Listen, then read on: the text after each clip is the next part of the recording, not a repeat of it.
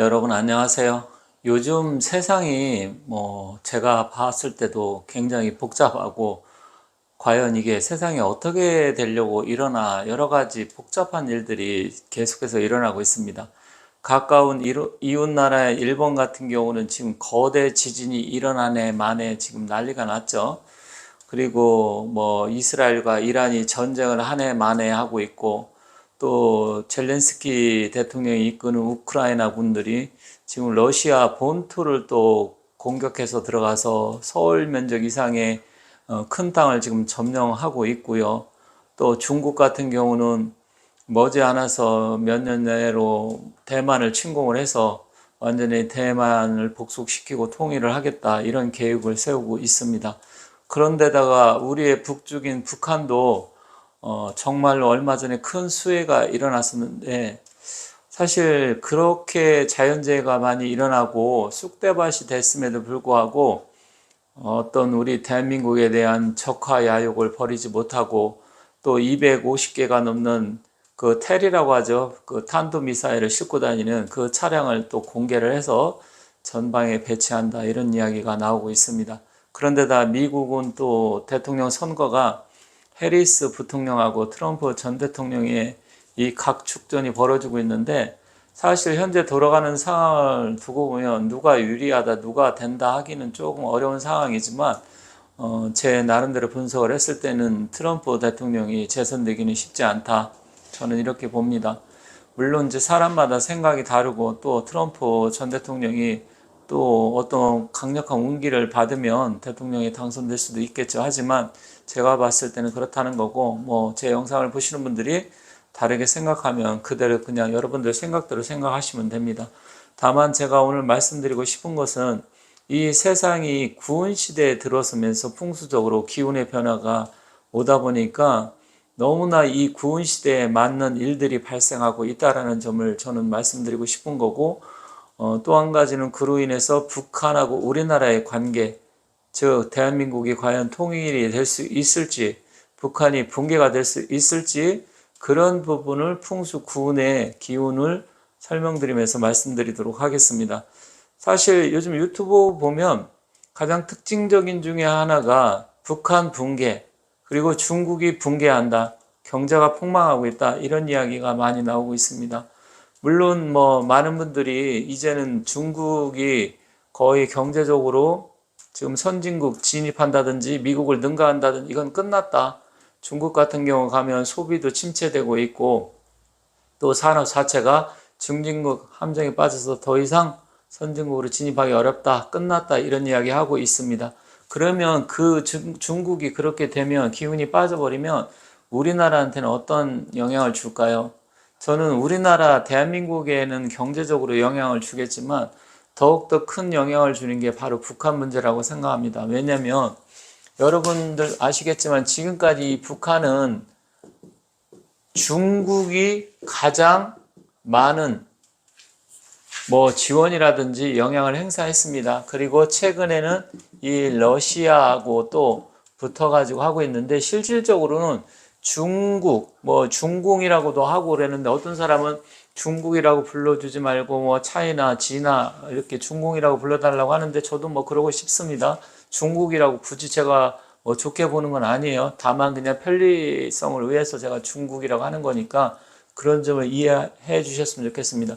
거의 80에서 90% 정도를 중국이 북한을 지원을 해서 지금까지 버틴 거잖아요. 최근에는 10에서 한 20% 정도 러시아에 무기를 공급하면서 또 연명해 나가고 있는데, 사실 북한 입장에서는 러시아보다는 중국을 더 싫어한다는 것은 이미 알려져 있습니다. 물론 중국도 북한이 좋아서 지원을 하는 건 아니겠죠, 당연히.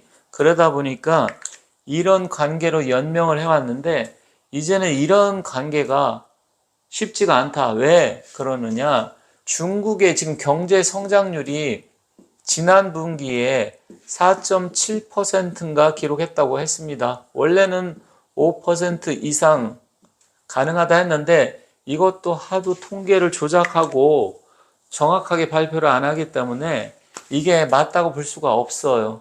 중국의 여러 가지 어떤 세금 문제 낸 거라든지, 또 전력 소비량, 이런 간접적인 지표로 놓고 보면 실제로 중국 경제가 지금 거의 마이너스로 보는 사람들도 많습니다. 제가 봤을 때도 높아야 한 2%, 정말 높아야 한 2.5% 정도 본인들이 얘기한 거에 반 정도밖에 안 된다. 저는 이렇게 보고 있습니다. 그러면 이 중국이 왜 그러냐면 제가 중국도 붕괴해 갈 것이다. 중국 경제가 붕괴하고 망한다. 벌써 저는 5년 전에 말씀을 드렸어요. 이때부터 해서 중국이 이제는 꺾여 갈 것이다 그랬는데 그때만 해도 중국이 잘 나갈 때여서 제가 말하는 걸 믿지 않은 사람들이 많았었는데 이제는 거의 뭐 중국이 또 망할 것처럼 이야기하는 사람이 전문가를 비롯해서 온통 유튜브라든지 아니면 언론에 나와 있습니다. 그런데 중국이 왜 이렇게 힘을 못 쓰고 붕괴돼 갈 것이냐? 제가 5년 전 영상에서 역사적인 사건을 들어가면서 중국은 여러 가지 일, 또 군의 변화이기 때문에 풍수적으로 기운이 꺾이기 시작해서 중국은 그렇게 될 것이다 말씀을 드렸는데 중국이 지금 이런 경제 성장률이라든지 모든 시스템이 지금 나락으로 떨어지고 있습니다. 계속해서 이렇게 떨어지고 있어요.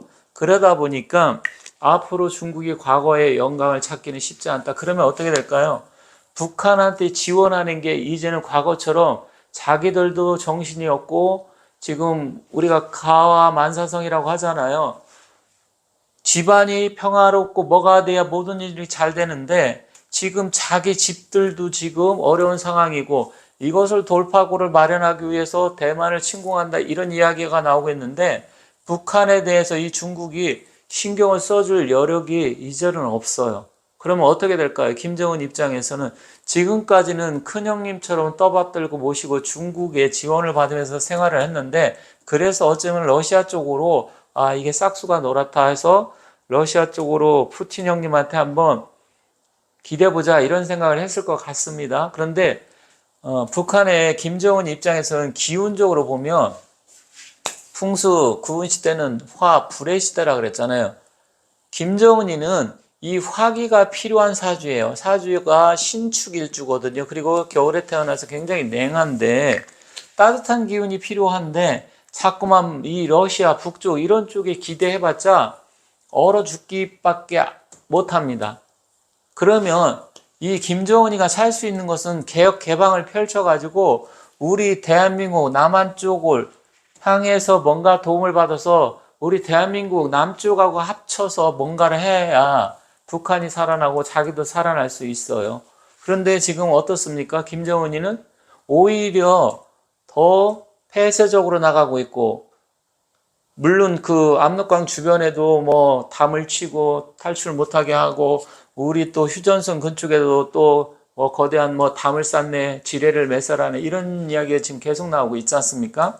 그렇다고 하면 김정은이는 자기가 살 길을 찾으려고 하면 이런 화해 기운을 찾아서 가야 된다.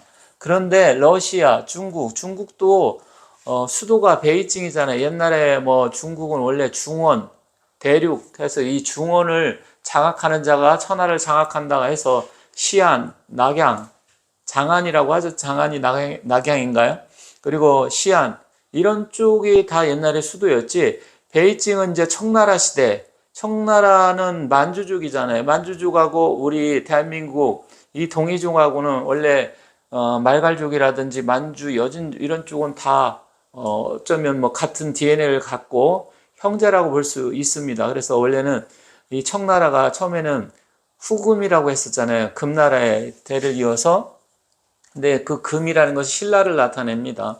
그래서 애신강나라고 하는데 일단은 이 중국의 입장에서도 북경 베이징이 이제 북쪽에 양자강 북쪽에 있어갖고 사실 기운을 쓰기가 어렵습니다. 일단 원래는 중원 쪽으로 내려와야 돼요. 중국 자체가. 그러면 동북 삼성이나 외몽고 뭐 이런 쪽 외몽고 이런 쪽 다 포기를 하고 중원으로 내려가서 원래 자기들이 옛날에 차지했던 뭐 장안이든 낙양이든 시안 이쪽으로 내려오고 또 총나라 때 수도였던 뭐 이창이라든지 아니면 우한이라고 하죠. 우리나라 말로. 그런 쪽으로 가야만 됩니다. 중국 입장에서는. 그러면 베이징의 기운이 이제 다 꺾여졌어요. 그러면 북한은 어떻게 되느냐? 북한, 남북한의 지도를 보면 이게 명확하게 나타납니다. 남북한의 지도를 여러분들께서 이제 보시면 뭐 지도에 대해서 관심이 없는 분은 잘 모르겠지만 우리나라는 워낙 작은 나라인데다가 그리고 남북으로 또 갈라져 있다 보니까 그런데 사실 구은시대 이런 기운을 이렇게 딱 이렇게 해서 이렇게 본다고 하면 지도가 만약에 이런 식으로 이렇게 있다. 여기 보면 남북으로 이렇게 갈라졌다고 치면 이쪽은 북쪽이고 이쪽은 남쪽이잖아요. 그러면 기온적으로 보면 북은 수의 기운입니다. 차가운 냉한 기운이고 남쪽은 화의 기운이에요. 그렇다고 하면 지금 제가 말씀드리고 싶은 것은 풍수 구은 시대는 불의 시대라고 그랬죠. 그럼 화의 기운. 그래서 이 화라는 것은 여러 가지가 의미가 있는데 문화나 예술이나 아니면 전쟁, 전기, 화력, 무기, 원자력 뭐 굉장히 많은 것들이 있어요. 그리고 전기전자, 컴퓨터, 인공지능 뭐 이런 것들이 있죠. 이런 기운이 있는데 우리 대한민국은 이런 모든 분야에서 다 발달이 되어 있어요. 그런데 이게 구운의 꽃을 피운다라는 것이죠. 왜 그럴까요? 이 남쪽 화의 기운이 우리 대한민국의 기운인데 지도가 좀 이상하네요. 제가 워낙 그림을 잘 못 그려서 지도가 이렇게 보니까 좀 약간 이상하긴 하지만 뭐 그냥 위아래로 이렇게 보시면 될 것 같습니다. 우리나라의 기운이 이 화의 기운이 모든 게 이 구은 시대에 맞춰져 있어요. 그래서 우리 대한민국은 구은 시대에도 뭐 예를 들어 전쟁이라든지 아니면 정치라든지 이런 거 빼고 경제 하나만 놓고 본다고 하면 모든 이런 구은 시대의 기운을 우리나라가 다 갖추고 있습니다. 그래서 저는 앞으로도 우리 대한민국이 구은 시대에도 전 세계를 주도하고 문화적으로 아니면 경제적으로 또 이런 요즘 같은 경우는 무기 이런 쪽도 굉장히 우리나라가 지금 전 세계를 장악해 나가고 있잖아요. 그러면 이런 모든 부분이 우리나라 대한민국 이 남쪽의 화의 기운하고 딱 맞아 떨어져 가요. 그런데 북한은 어때요? 수의 기운이잖아요. 북쪽이고. 그러면 이거하고는 전혀 상관이 없어요. 그럼 앞으로 북한은 어떻게 됩니까? 20년 동안 구은 시대에는 점점점 나락으로 떨어질 가능성이 큽니다. 이쪽에는 문화, 예술 뭐 이렇게 해갖고 할 만한 게 하나도 없어요. 반도체가 있습니까? 전기차 아니면 2차전지 배터리 뭐 이런 게 있습니까? 아니면 무기가 발달했습니까? 물론 핵무기는 하나 있지만 다른 부분에서 산업적으로 봤을 때 우리 이쪽 대한민국하고는 전혀 반대의 개념을 갖고 있잖아요. 그러면 이 화의 기운이 왕성해야 그 기운을 받아서 우리 대한민국 남쪽이 훨씬 더 융성해지고 경제적으로 좋아지는데 북한은 완전 반대잖아요. 그러면 수와 상쟁이 일어나갖고 되지를 않아요. 그러면 어떻게 될까요? 이 20년 동안 풍수 구은 시대 20년 동안은 북한은 점점점 나락으로 떨어질 가능성이 큰데 이 수의 기운인데 김정은이 아까 신축일주라고 했죠. 그리고 섣달에 태어났어요. 추울 때. 그러다 보니까 점점점 이 기운이 김정은이한테는 악의 영향을 끼친다. 안 좋다. 자기가 살 길은 우리 화의 기운 대한민국을 잡아서 남쪽의 기운을 받아들여서 살아야만이 살 수 있다. 그렇지 않으면 김정은이는 살 수가 없습니다. 그러면 이 20년을 그럼 잘 버틴다. 정말로 운이 좋아서 망하지 않고. 그러면 그 이후에 이룬 시대가 옵니다. 이룬 시대. 이룬 시대가 오면 이때는 수의 기운이에요. 이룬은 수의 기운이기 때문에 이제는 북쪽에 이 북한 이쪽에 기운이 뻗쳐요. 그러면 수에 관계된 일들이 있겠죠. 뭐 그거는 이제 나중에 이야기하고요. 그러면 북한이 이제서 때를 만나기 시작을 하는 겁니다. 그렇게 되면 북한이 개혁을 하든지 개방을 하든지 경제 뭐 이런 쪽으로 가서 앞으로 20년 뒤에는 북한 쪽이 개발되고 발전할 가능성이 크다. 그런데 북한 자체의 능력으로는 안 되겠죠. 가능성이 없죠. 그러면 이 얘기는 뭐냐? 저는 이때 이룬 시대에 북한이 개혁 개방되고 경제가 개발되고 발전한다? 그러면 우리나라하고 통일이 되지 않았을까? 저는 그렇게 보는 겁니다. 통일이 된다. 통일이 돼서 우리의 자본이라든지 모든 문물 이런 게 북쪽으로 이렇게 들어가서 이쪽을 개혁 개방을 시키는 거예요. 여러분들 혹시 이해 가시나요? 지금은 구은시대 화해시대에서 우리나라가 더 이런 부분에 발전을 해서 경제도 커지고 힘도 세지고 좋아지고, 이때 이 구은시대 통일이 돼서 이룬시대에 이제 북한을 개혁 개방, 경제 개발 이렇게 한다라는 것이죠. 그러면 결국 우리나라는 현재 이렇게 휴전선이 갈라져 있는데, 남북한이 이룬과 구은, 특히 구은에서 이룬으로 넘어가는 이 두 가지 기운을 다 갖고 있어서 결국 앞으로 몇십 년 동안 우리 대한민국은 좋다라는 것입니다.